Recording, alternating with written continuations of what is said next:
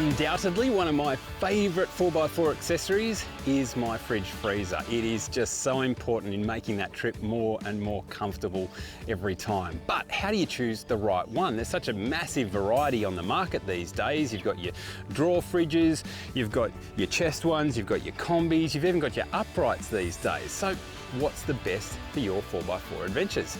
Well, we're running a whole bunch of different types in my car and our crew car, so let me give you my 2 bobs worth on what I think you should look for when you're looking for a portable fridge freezer. First up, you want a 12-volt fridge. So they'll run off 12 volts or 240 volts, so you can plug them in at home or use your battery in your 4-wheel drive.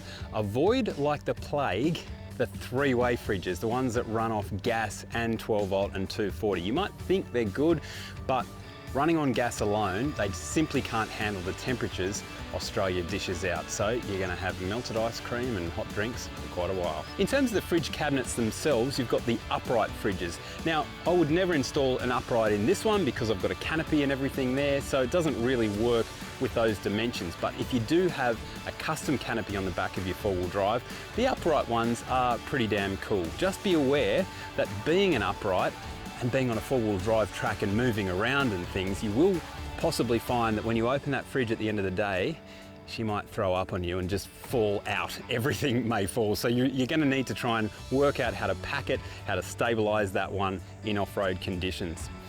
Then you've got your drawer fridges. They're really damn cool, but I tend to use those as a secondary fridge because they really are designed to be about 1 can high. So they're fantastic at keeping the drinks cold, but if you want to sort of store a frozen chook in there or something like that, well, that's really not going to work too well because the dimensions of it aren't really designed for that. The next fridge design is one of these, one of the most popular, and it is what I'd call sort of a chest fridge freezer. So being a chest, it's all one part inside, so you can really only run it as a fridge or as a freezer, not as both. The challenge with that when you're going on a longer 4-wheel drive adventure is you probably need to cryovac your meat so you can keep it alongside your fresh fruit and veg. And then we come to my favourite, which is the Kombi, your combination of a fridge in one side and a freezer in the other side. That, to me, is a bit of the best of both worlds because you save a few bucks and trouble on cryovacing things, and you can store that meat for the dinners for as long as you like. And as well as that, you can throw in a few sneaky ice creams and ice blocks to keep the crew very happy on the road.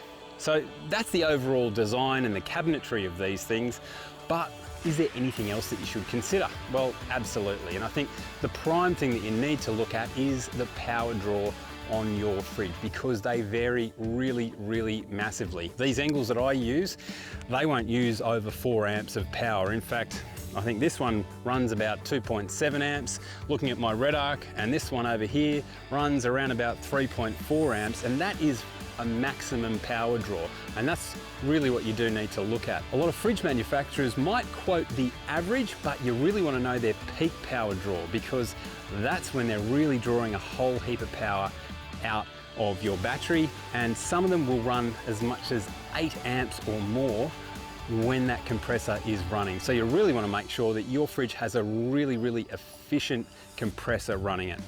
And lastly, it's only a little thing, but I think it is important. You want to make sure that that fridge plug is up to the task. If you've just got a regular cigarette lighter attachment, what you find is that over the bumps and the corrugations, that will actually rattle free, and you'll open your fridge and there goes 300 bucks worth of groceries in a second. So I really like the Engel attachment where you can actually screw it in and it stays secure no matter what roads you're driving on. So folks, that's my tips about fridges. Very important accessory. Good luck when you're shopping for yours.